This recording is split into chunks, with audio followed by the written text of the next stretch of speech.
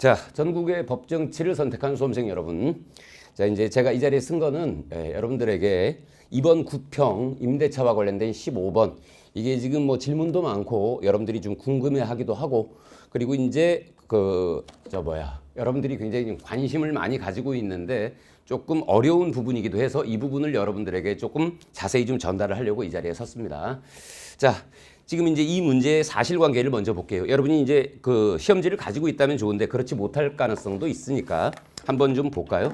먼저 사실관계를 좀 정리해 보겠습니다. 자, 2018년 3월 5일, 자, 집주인인 갑, 그리고 이 주택에다가 보증금 4억 원에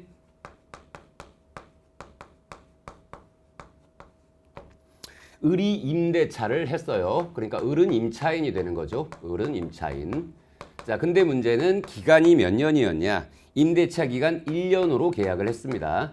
자, 1년으로 계약을 했지만 주택임대차보호법에 의해서 임차인 을은 2년을 주장할 수 있겠죠.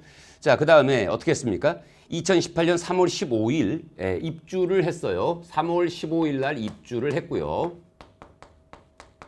그 다음에 시간이 조금 지나서 4월 16일에 같은 해입니다. 같은 해 4월 16일에 전입신고를 했고요. 그 다음에 임대차 계약의 확정일자를 받았습니다. 같은 날짜죠. 자, 그러면 우리 한번 생각을 해볼게요. 우리가 관심을 가져야 되는 건 두 가지죠. 두 가지는 뭡니까? 대항력과 우선변제권입니다. 자, 대항력은 뭘 가져야 대항력이 생기는 거예요? 자, 요렇게를 갖췄을 때 대항력이 생깁니다.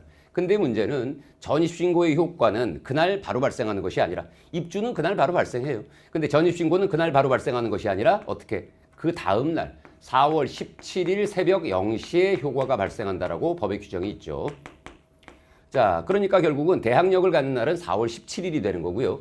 확정일자도 이제 그날 확정일자를 받은 그날 효력이 발생해요. 그러니까 우선변제권은 어떻게 되니? 우선변제권은 이 세 가지를 AND로 갖췄을 때 우선변제권이 발생을 하죠. 그러니까 결국은 이 전입신고의 효과 때문에 결국은 대항력과 우선변제권 모두 다 언제? 4월 17일 새벽 0시에 발생을 하게 되는 것이죠. 근데 이제 이것과 이제 문제가 되려는 건 뭡니까? 저당권자와의 관계가 문제가 되겠죠. 자, 근데 사실관계 두 번째가 있어요.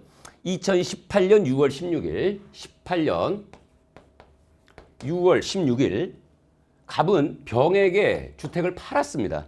그리고 나서 돈을 좀 덜 주긴 했는데 소유권 이전 등기가 2019년, 시간이 왜 이렇게 많이 지났어?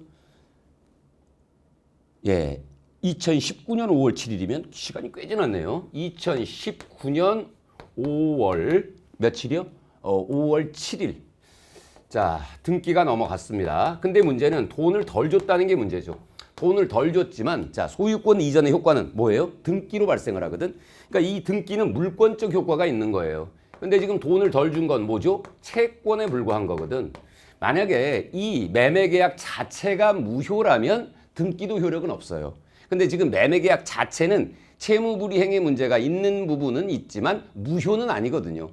그러니까 매매계약 자체가 무효다? 그럼 등기도 무효예요. 근데 이건 지금 무효는 아니거든.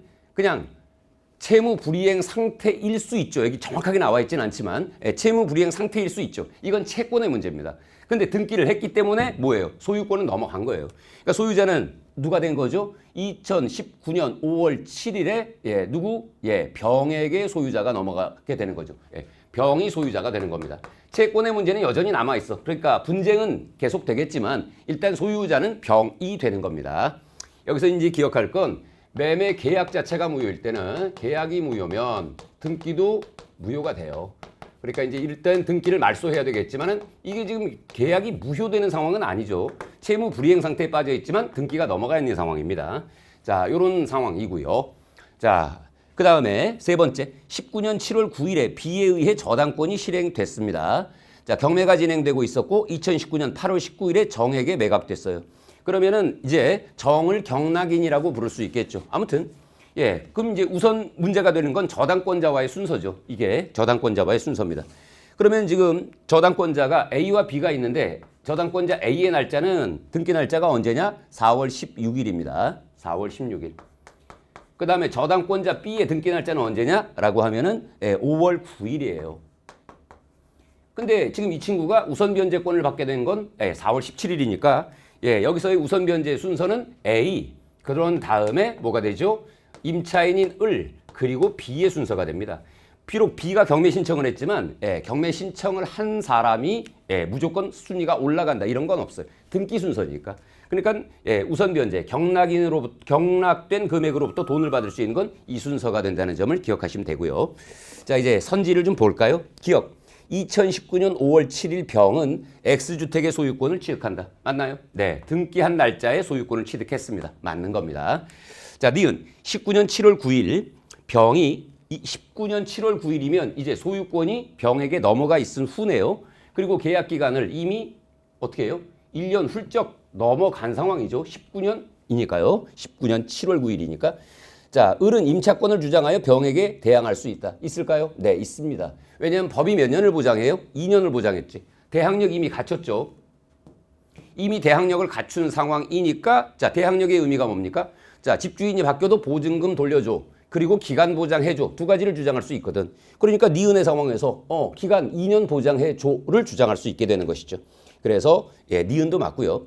디귿. 을은 X주택에 대한 매각 대금에서 A와 동순위로 아니죠. A가 우선순위가 되는 겁니다. 자, 그러면 디귿번처럼 동순위가 되는 경우가 있나? 동순위가 되는 경우가 있습니다. 자, 우선 변제권은 이 세 가지를 입주, 전입신고, 확정일자를 AND로 갖춰야 되겠죠. 이게 한 날짜에 이루어지는 게 일반적이긴 한데 한 날짜가 아니라면 혹은 한 날짜라도 동순위가 되는 경우가 있어요. 뭐하고? 자, 생각을 한번 해봅시다. 자, 얘네들이 입주하고 전입신고를 먼저 했고요. 여기 날짜에다 한번 맞춰볼까요? 2018년 4월 15일 날 했고 그 다음에 4월 16일 날 확정일자를 받았다고 한번 해봅시다. 그리고 지금 A라는 저당권자의 등기 날짜가 언제입니까? 4월 16일이거든. 그러면 얘의 효력은 4월 16일 새벽 0시에 발생하거든요. 만약에 이렇게 됐다면. 그리고 얘가 4월 16일 날 이루어졌거든요. 자, 얘도 4월 16일 날 이루어졌죠. 그럼 이거 시간까지 확정 지을 방법은 없단 말이에요. 그러니까 우리가 통상 뭐라고 표현하느냐? 4월 16일 주간이라고 표현합니다. 관공서 업무 시간이요. 오전 9시부터. 그러니까 이 두 개의 선후를 가릴 수가 없기 때문에 이런 경우라면 이거는 등기권자, 그러니까 저당권자와 임차인의 동순위가 성립된다라고 말할 수가 있는 거예요. 혹시라도 이제 동순위가 출제되면 이런 경우를 여러분이 머릿속에 그려볼 수 있는 겁니다. 자, 그 다음에 이것도 좀 응용을 한번 해볼까요? 만약에 자, 전입신고가 15일 날 이루어졌고요. 확정일자도 15일 날 이루어졌고 4월 16일 날 등기가 이루어졌다고 쳐봐요. 그리고 문제는 입주가 4월 17일 날 이루어졌다고 우리가 한번 가정을 해봅시다. 입주가 4월 17일 날 이루어졌다. 자, 그러면 무슨 문제가 있습니까? 기본적으로 이 세 가지가 모두 다 갖춰졌을 때의 우선 변제권이 발생하는 거죠. 그러니까 이게 뒤로 밀려버렸기 때문에 이럴 때도 누가 우선순위가 되는 거지? 등기받은 저당권자가 우선순위가 돼요. 세 개가 AND로 갖춰졌을 때 비로소 우선 변제권이 발생하는 거거든. 그러니까 지금 이렇게 된 상황이면 4월 15일에는 대항력도 우선 변제권도 없는 겁니다. 이게 지금 단팥이 빠져있는 찐빵이 된 거죠. 뭔가 하나가 결여되면 당연히 AND로 갖춰야 되기 때문에 이 효력이 발생하지 않는다. 그러니까 이렇게를 갖춰야지 대항력인데 대항력이 지금 이 4월 17일에 비로소 대항력이 생기는 거고요. 이렇게 된다면 우선 변제권도 비로소 4월 17일에 갖춰지게 되는 이런 날짜의 순서가 있는 거죠. 리얼 B는 X주택에 대한 매각 대금에서 A보다 우선하여 변제받을 수는 없겠죠. 왜? 등기 날짜가 더 후순위가 되니까.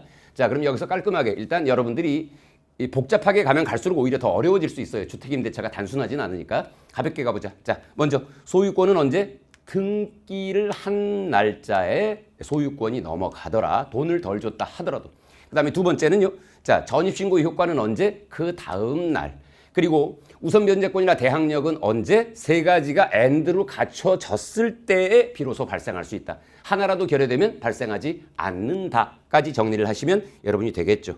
네, 그렇게 해서 여러분들이 주택임대차를 좀 정리하면 될 것 같아요. 이제 이 외에도 더 세세하게 들어가면 더 많은 것들이 있습니다만은 딱 여기까지만 하시는 게 여러분의 몫일 것 같아요. 여러분이 뭐 법률 전문가도 아니고 더 들어가면 이제 꽤 복잡해지고 그리고 이제 꽤 어려워지기 때문에 여러분들이 수험생으로서 갖춰야 될 건 딱 여기까지라고 생각이 됩니다.